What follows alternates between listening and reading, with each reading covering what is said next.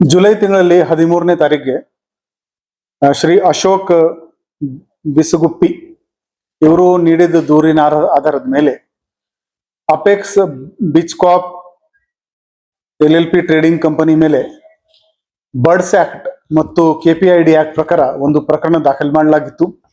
ಈ ದೂರಿನಲ್ಲಿ ಸುಮಾರು 3,000 ಜನರಿಂದ ಈ ಕಂಪನಿ ಪದಾಧಿಕಾರಿಗಳು ಸ್ಟಾಕ್ ಮಾರ್ಕೆಟ್ ನಲ್ಲಿ ಇನ್ವೆಸ್ಟ್ ಮಾಡ್ತೀವಿ, ರಿಯಲ್ ಎಸ್ಟೇಟ್ ನಲ್ಲಿ ಇನ್ವೆಸ್ಟ್ ಮಾಡಿಕೊಂಡು ಹೆಚ್ಚಿನ ಇಂಟ್ರೆಸ್ಟ್ ನಿಮ್ಗೆ ನಾವು ಕೊಡ್ತೀವಿ ಅಂತ ದೂರು ನೀಡಿದರು.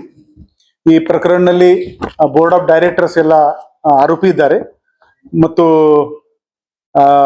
ಈ ಪ್ರಕರಣದಲ್ಲಿ ತನಿಖೆ ಮಾಡಿಕೊಂಡು ನಮ್ಮ ತಿಲಕವಾಡಿ ಇನ್ಸ್ಪೆಕ್ಟರ್ ಶ್ರೀ ಪರಶುರಾಮ್ ಪೂಜಾರಿ ಮತ್ತು ಅವರ ಸಿಬ್ಬಂದಿ 6ನೇ ಆರೋಪಿ ಅರ್ಜುನ್ ಮಹಾದೇವ್ ವಾಗ್ಮಾರೆ ಇವನಿಗೆ ದಸ್ತಗಿರಿ ಮಾಡಿದ್ದಾರೆ.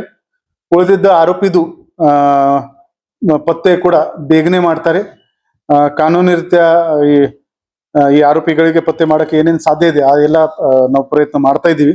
ಬರುವ ದಿನಗಳಲ್ಲಿ ಕೂಡ ಈ ಬಾಕಿ ಆರೋಪಿಗಳಿಗೆ ನಾವು ದಸ್ತಗಿರಿ ಮಾಡ್ತೀವಿ. ಸಾರ್ವಜನಿಕರಿಗೆ ನಮ್ದು ಕೋರಿಕೆ ಏನಿದೆ ಅಂದ್ರೆ ತಿಂಗಳಕ್ಕೆ 3%, ತಿಂಗಳಕ್ಕೆ 4% ಈ ತರ ಹೇಳ್ಕೊಂಡು ಯಾರು ನಿಮ್ಮಿಂದ ಇನ್ವೆಸ್ಟ್ಮೆಂಟ್ ಕೇಳ್ತಾ ಇದ್ರೆ ಅದು ರೆಡ್ ಫ್ಲಾಗ್ ಇದೆ.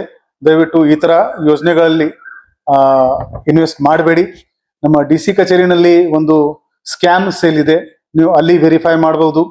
ಈ ಕಂಪನಿ RBI ನಲ್ಲಿ ರಿಜಿಸ್ಟರ್ಡ್ ಇದೆ ಅಥವಾ ಇಲ್ಲ, SEBI ಜೊತೆಗೆ ರಿಜಿಸ್ಟರ್ಡ್ ಇದೆ ಅಥವಾ ಇಲ್ಲ, ನಾವು ಪರಿಶೀಲನೆ ಮಾಡ್ತೀವಿ ಮತ್ತು ನಿಮ್ಗೆ ಅದರ ಬಗ್ಗೆ ಹೆಚ್ಚಿನ ಮಾಹಿತಿ ಕೊಡ್ಬಹುದು. FIR ನಲ್ಲಿ 160 ಕೋಟಿ ಅಂತ ಕೊಟ್ಟಿದ್ದಾರೆ, ಬಟ್ ಅದು ಎಲ್ಲ ಡೇಟಾ ಕನ್ಸಿಲಿಯೇಷನ್ ಕೆಲಸ ನಡ್ತಾ ಇದೆ. ಅವರು ಏನು ಕೋಆಪರೇಟ್ ಮಾಡ್ತಾ ಇಲ್ಲ, ಅದರಲ್ಲಿ ರೇಡ್ ಕೂಡ ಮಾಡಿದೀವಿ, ಅಲ್ಲಿ ಏನೇನು ದಾಖಲಾತಿ ಸಿಕ್ಕಿದೆ ಅದು ಎಲ್ಲ ಪರಿಶೀಲನೆ ಮಾಡಿಕೊಂಡು ಈಗಾಗಲೇ ಈ ಕೇಸ್ 50 ಕೋಟಿಗಿಂತ ಜಾಸ್ತಿ ಇರೋದ್ರಿಂದ CIDಗೆ ವರ್ಗಾವಣೆಗೆ ನಾವು ಪತ್ರ ಬರ್ತಿದೀವಿ. ಇನ್ನುವರೆಗೆ ನಾವು ರಿಪ್ಲೈಗೋಸ್ಕರ ಕಾಯ್ತಾ ಇದ್ದೀವಿ.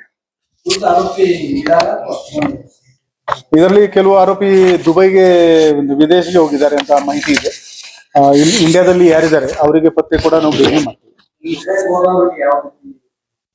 ಅದರೊಂದು ಲೀಗಲ್ ಪ್ರೊಸೆಸ್ ಇರುತ್ತೆ, ಅದು ಬಳಸ್ಕೊಂಡು ನಾವು ಅವರಿಗೆ ದಸ್ತಗಿರಿ ಮಾಡ್ತೀವಿ.